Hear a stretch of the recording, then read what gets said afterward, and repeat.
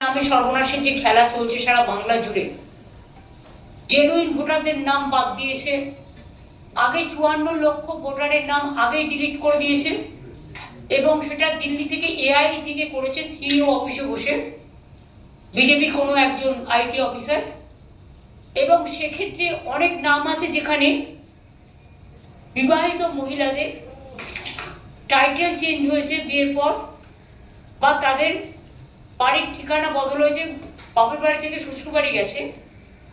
এইসব ক্ষেত্রে mismatch up, যেটা মিসম্যাচ হয়েছে অফ ম্যাপিং, এগুলো টোটালটাই ইলেকশন কমিশনের ভুলে হয়েছে।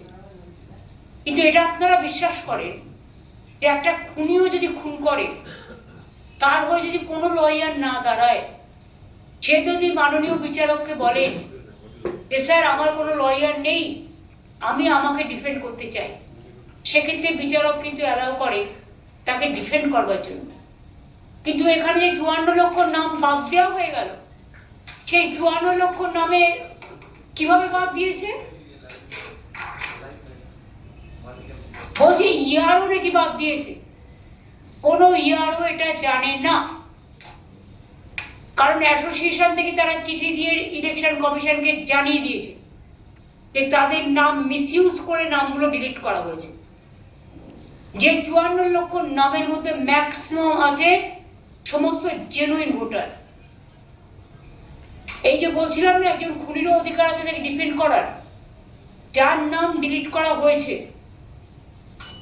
প্রথম পর্যায়ে, যে 54 লক্ষকে বাদ দিয়ে দিল একতরফা ভাবে, তাদের কিন্তু ফর্ম 7 আর ফর্ম 8 ফিল আপ করার অধিকার আছে।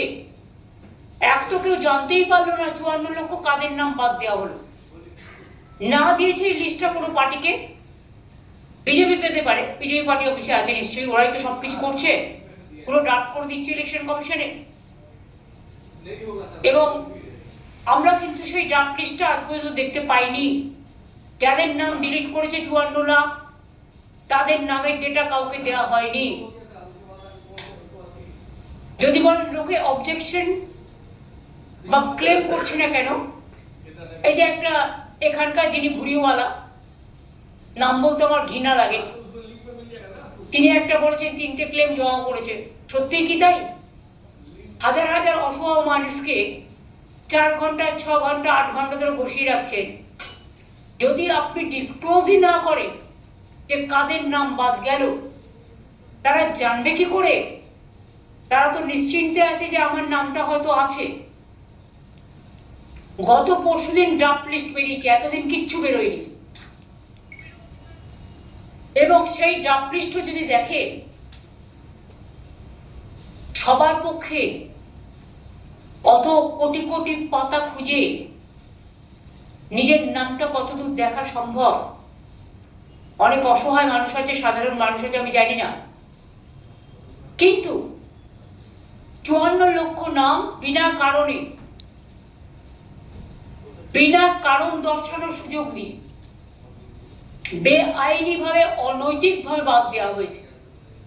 মহিলাদের টার্গেট করা হয়েছে, যে মহিলারা বিয়ে করে শ্বশুর বাড়ি গেছে, পদবি চেঞ্জ করেছে। অনেক লোককে বাদ দেওয়া হয়েছে যারা বাড়ি শিফট করেছে। আজকে 2002, এমনিতে তো ম্যাচটা মিসম্যাচ, এটা ইলেকশন কমিশনের সবচেয়ে বড় ব্লান্ডার।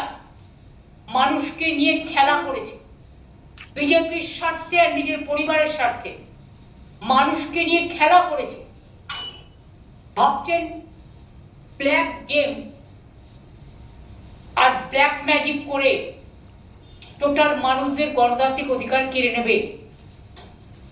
সেম জিনিস হয়েছিল মহারাষ্ট্রে, ধরতে পারেনি কেউ। হরিয়ানা ধরতে পারেনি কেউ,